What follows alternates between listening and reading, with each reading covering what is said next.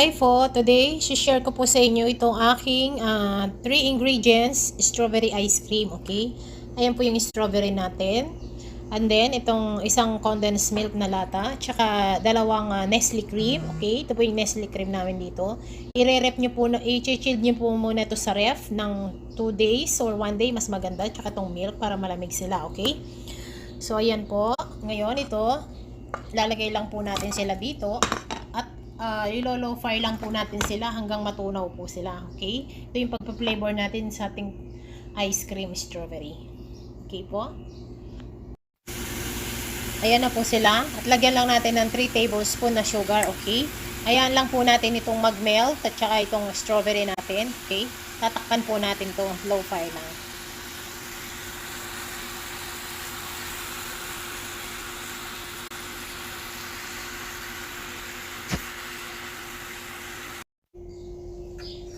Ito po yung ating Nestle cream, okay?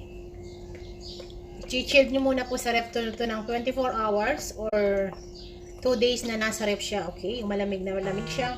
Tsaka ito pong inyong condensed milk, okay?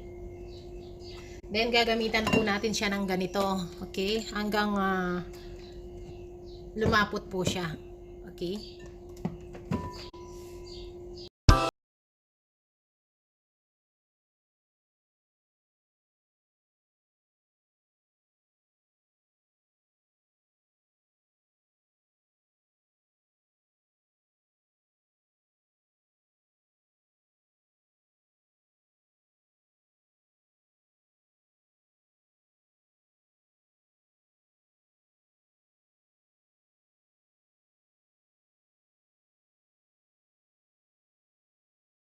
Ganito na yung texture ng ating Nestle cream. Ayan. Ganito na po yung kanyang texture. Pwede na to, okay? Mga 2 minutes na lang. Gaganituhin natin siya. Ayan. Tapos ready na siya. Okay? Isusunod natin yung condensed milk. Ito na yung ating condensed milk. Okay? Itong condensed milk natin, i-chill din natin ito sa ref, okay? Ng 2 days, ganun, para mas maganda yung kanyang lamig.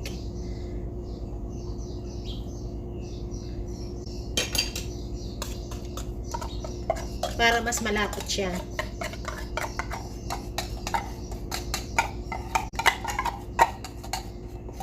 Ang flavor ko lang po dito ay strawberry.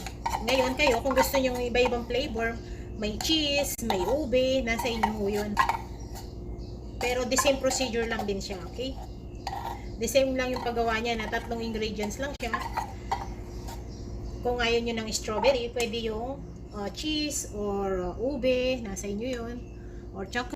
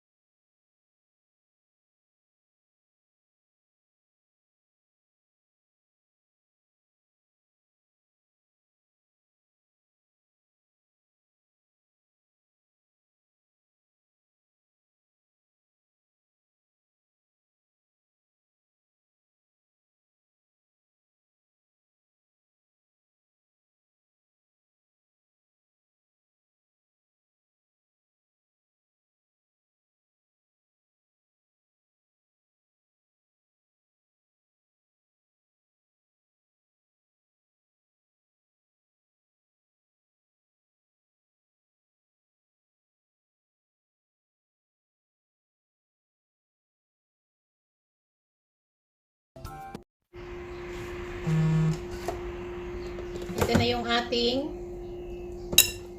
strawberry, okay? Chinilled ko na to na pinalamig ko muna siya ng konti kasi mainit siya kanina. Ayan po, pag sinala nyo siya, mapino siya, okay? So, ito lang po yung flavor ko, strawberry. So, kayo po, kung gusto nyo lagyan ng flavor na cheese or ube, kung ano pong gusto nyo flavor, nasa inyo po, okay? Then, imimix po natin siya ulit.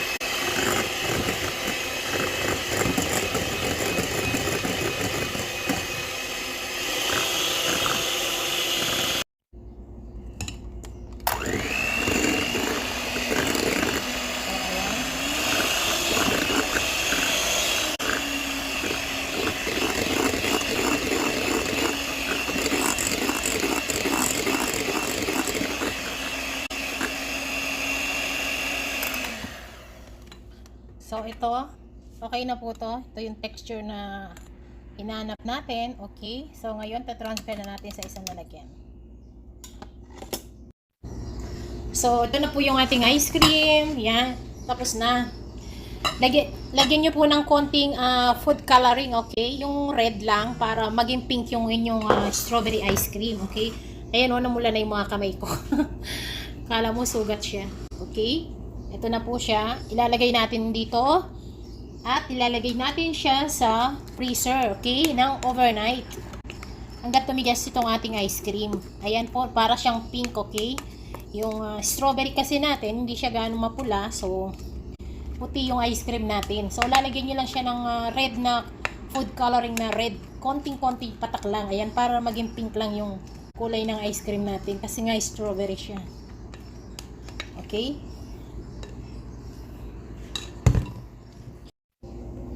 So, ito na po yung ating strawberry ice cream. Okay? Lagay na po natin sa ref. And then, tomorrow, ito try natin siya. Okay? Ako, kampulan ng mga kamay ko, nalagyan yung mga kamay ko ng food coloring. Okay? Red, ito po yung ilalagay nyo. Oh. Itong Foster Clark red. Ayun, oh. Konti lang po patak. Para yan, oh. Kasi nga strawberry yung flavor ng ano natin, oh. Ice cream. Okay? Para ganito po siya.